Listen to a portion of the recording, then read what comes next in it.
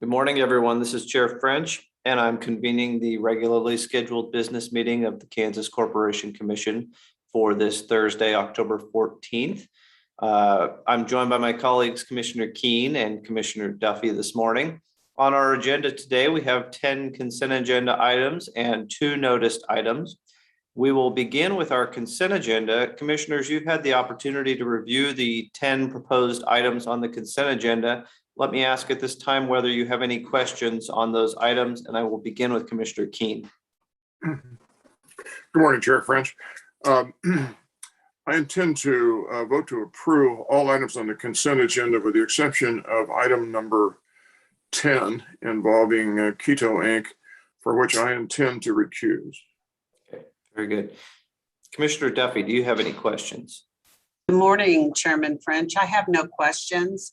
And I would move approval of the consent agenda, noting Commissioner Keene's recusal on item number 10. Second. We have a motion and a second to approve the consent agenda, noting Commissioner Keene's recusal on item 10. Is there any further discussion of that motion? Hearing none, those in favor, please vote aye. Aye. Aye. Aye. The motion passes and the consent agenda is approved. We will now move to our noticed items. Our first noticed item is in docket number 21, KGSG 332 GIG, and this is a proposed order on NGTCC's petition for reconsideration of its motions to remove confidential designations for certain documents. And our presenter for this item is Mr. Brian Pedotin. Good morning, Brian. Yes. Good morning. Hello, Commissioners. On August 2nd, NGTCC filed a motion to designate as public documents supplier invoices paid by Kansas Gas Service in February 2021. And then on August 13th, NGTCC filed a motion to make public a document of KGS, which were discovery requests issued by staff concerning the estimated usage for sales customers for the month of February 2021 and the actual usage. On September 9th, the Commission denied both of those motions, finding that the documents sought failed to qualify. Finding that the documents sought do qualify as trade secrets, and that disclosure was unwarranted after considering the factors enumerated in KSA 66-1220A subpart A. The Commission explained that disclosure of those documents would not aid the Commission in fulfilling its functions because staff already had access to the documents, as do all the other parties in the docket, including NGTCC and the Kansas Attorney General. On September 17th, NGTCC sought reconsideration of that order. Specifically, NGTCC cites to section 1510 of the base contract that explains the confidential obligations of the parties expire a year after the transaction expires. But NGTCC freely admits that 1 year has not passed since February 2021, but believes that section 1510 shows that the parties agree to the parties' agreement to time-limited confidentiality should be taken into consideration by the Commission. On September 22nd, NGTCC supplemented its petition for reconsideration to add the claim that the pre-filed testimony of Kansas Gas witness Robbins discloses the names of suppliers and invoice amounts for each supplier, stripping them of their confidentiality.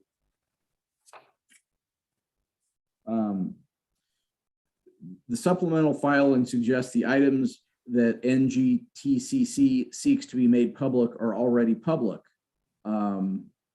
Thus, there's some question on whether the primary thrust of the petition for reconsideration is moot. Regardless, the apparent claim that because Kansas Gas publicly disclosed some elements of the supplier invoices that all information in the invoices should be made public is rejected. Simply because one element of a document is public does not render all elements of that document public. Otherwise, redactions would be pointless. However, the commission agrees with NGTCC's position that certain elements of the KGS supplier contracts and invoices are not confidential, and withholding such information would have no legitimate basis. The commission has never allowed blanket confidential designations of documents and will not do so here. Therefore, KGS is required to furnish supplier contracts and invoices individually identify and justify any confidential designations. While the commission continues to find certain aspects of those documents subject to protection, it's not clear whether KGS has supplied public versions of such documents with only those portions redacted. To eliminate any confusion in the record and to ensure the public can access as much of the information as possible, KGS is ordered to file public versions of all its supplier contracts and invoices relevant to Winter Storm Uri. Consistent with the above findings and those in prior orders, Kansas Gas should specifically identify and provide its justification where trade secrets or commercially sensitive information is redacted. Therefore, the petition for reconsideration is granted in part and denied in part, and Kansas Gas shall file public versions of all of its supplier contracts and invoices relevant to the winter weather event in this docket within 10 days of this order. With that, I'm available for questions. Thank you, Brian. Let me turn to the other commissioners to see if they have any questions for you at this time, and I will begin with Commissioner Keen. None for me, thank you. Thank you. Commissioner Duffy. I do have a question. So to make it clear, those entities that are interveners in this particular docket do have access to that information. Is that correct?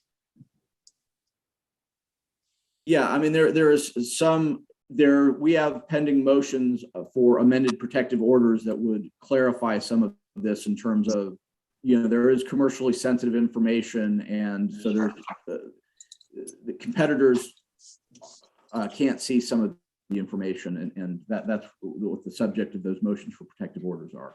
But the Attorney General, does he have access? The Attorney General has full access to everything. Some of the gas marketers can't see other gas marketer information because it's commercially sensitive. But yes, the AG, CURB, and commission staff have access to everything. So the two entities involved in the ongoing investigation, the Attorney General's office and our staff, have complete access to that information. Is that correct? Correct. And that was one of the rationales behind the initial denial of the two motions, that it would not assist, that making this information publicly available would not assist in the investigation because staff, CURB, and the AG's office already have that information. And CURB is representing small businesses and residents in general of the state of Kansas. Correct. Is that correct? Correct. And you're right, Yes. I left them out, but they are part of the investigation as well. Okay, with that, thank you, Mr. Fedotin. Welcome. Those involved in the investigation do have access to that material. And however it assists them in the investigation, it's at their disposal. With that, Mr. Chairman, I move approval of this docket, of this order. Second. We have a motion and a second to approve the described order. Is there any further discussion? Maybe before we vote, I would just add the discussion. I think this is a good step to take with this order. I frankly, I was a little surprised by some of the dialogue and accusations early on with respect to this issue.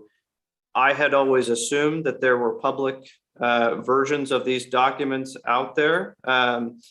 And a lot of the information that I heard folks commenting that wasn't available, I expected that type of information was clearly available. But to the extent it wasn't, that if that information was not confidential, it should have been. And I think that's what we're clearing up here with this order, to order KGS to just clearly file versions of all their invoices and their contracts, and only specifically redact the commercially sensitive information. Because I agree, a lot of the information that folks are claiming that is being hidden from the public is not confidential, and they should have that information. So I think this order does that, and I think it's the right action to take. So with that, if there is no further discussion, those in favor of approving the described order, please vote aye. Aye. Aye. Aye. The order is approved. Thank you, Brian. We now Thank you, move. Commissioner. We now move to our second noticed item. This is in docket number 22, TRAM 162 PEN, and is a proposed penalty order in that docket. Our presenter for this item is Mr. Hassan Latif. Good morning, Hassan. Morning, Commissioners.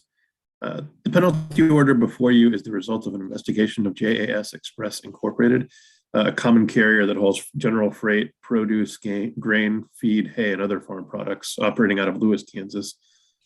During this investigation, special investigators Penny Fryback and Erica Pargas noted the violations they found, and the order before you assesses penalties for 13 of those violations, resulting in $6,600 in total penalties.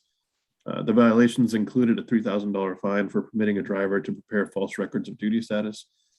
In total, we found 11 instances of this violation. A $650 fine for failure to require a driver to submit to a pre-employment alcohol and controlled substances test prior to allowing the driver to operate.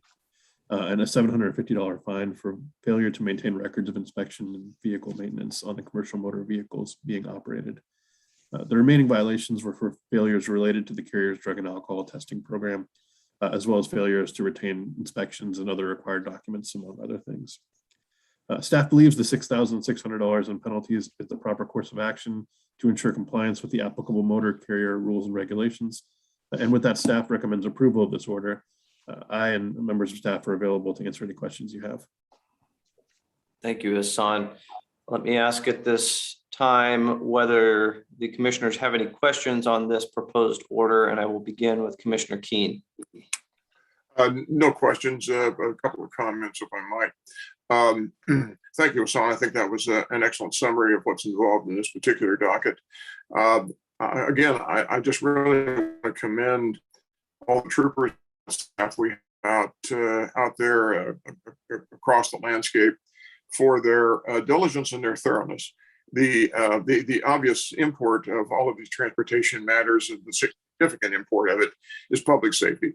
And that component just cannot be understated. I think the violations in this instance, they are serious. I think the penalty that the staff is recommending is appropriate. And as I suggest, I think a really sincere thanks to all of the folks within the Transportation Division, especially the folks that are out there on the front lines and trying to look after our public safety. Thank you. Commissioner Keen. Commissioner Duffy. I would subscribe to Commissioner Keen's comments. And with that, I move approval of the order. Second. We have a motion and a second to approve the described order. Is there any further discussion on that motion? Hearing none, those in favor, please vote aye. Aye. Aye. Aye. The order is approved. Thank you, Mr. Latif. Thank you. With that, we have reached the conclusion of the items on today's business meeting agenda. Hearing no further business to come before us this morning, I would entertain a motion to adjourn. So moved. Second. I have a motion and a second to adjourn. Those in favor, please vote aye. Aye. Aye. Aye. We are adjourned. Thank you, everyone. Take care. Thank you. Take care. Thank you.